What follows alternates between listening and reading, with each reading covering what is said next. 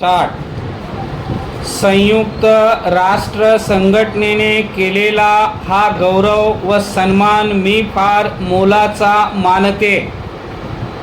हा सन्मान माझ्या व्यक्तिशः सन्मान नव्हे किंवा भारत सरकारचाही नव्हे, तर हा हजारो सेवाभावी व एकनिष्ठ कुटुंब नियोजन कार्यकर्त्यांचा व लक्षावधी मात्यापित्यांचा सन्मान आहे. जागतिक संघटनेने अत्यंत कठीण अशा सामाजिक क्षेत्रात भारताने केलेल्या प्रयत्नांना मान्यता दिली ही अभिमानाची गोष्ट आहे. परिच्छेद. आरोग्य सेवाद्वारे संघटित प्रयत्न झाल्याने मृत्यूचे प्रमाण कमी झाले आहे. शिक्षणाचा प्रसार व राहणीमानातील सुधारणा यामुळे जनन प्रमाणही कमी होत आहे. यावरून असे म्हणता येईल की व्यक्तीमध्ये सामाजिक जबाबदारीची जाणीव निर्माण झाल्याने मृत्यूचे प्रमाण कमी झाले व सामाजिक जाणीव निर्माण झाल्याने जनन प्रमाण घटले. मानवतेचा विकास बालकातून होतो.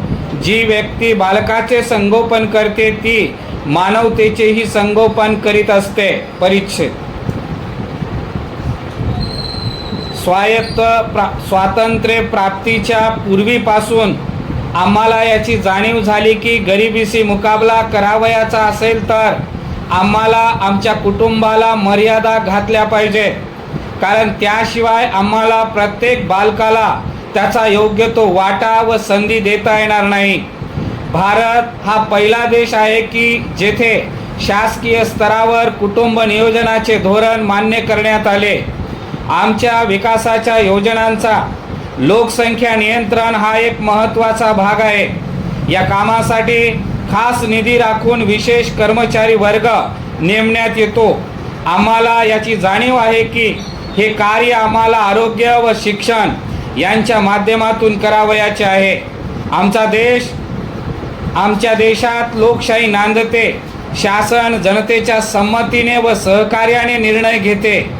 आमचा कुटुंब कल्याण कार्यक्रम हा पूर्णतः स्वइच्छेने स्वीकारलेला कार्यक्रम असून त्याची अंमलबजावणी होत असताना स्वयंसेवी संस्थांचा त्यात महत्त्वपूर्ण वाटा आहे. परिच्छेद.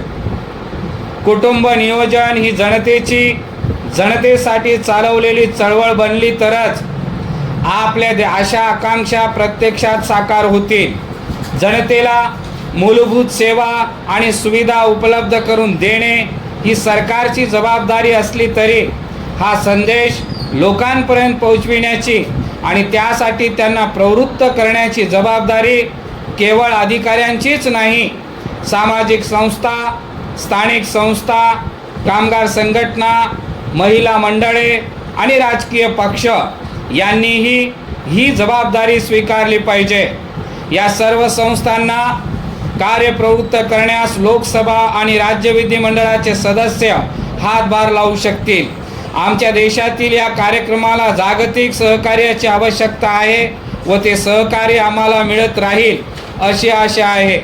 जागतिक संघटना याबाबत करीत असलेले महनीय कार्य व त्या संघटनेकडून सर्व राष्ट्रांना मिळत असलेले सहकार्य प्रशंसनीय आहे. परिच्छेद.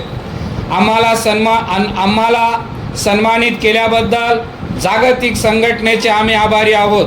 आमच्यावर व्यक्त विश्वासात पात्र ठरण्यासाठी आम्ही सदैव कार्यरत राहू असे भारताच्या वतीने आश्वासन देऊन मी आपली रजा घेते.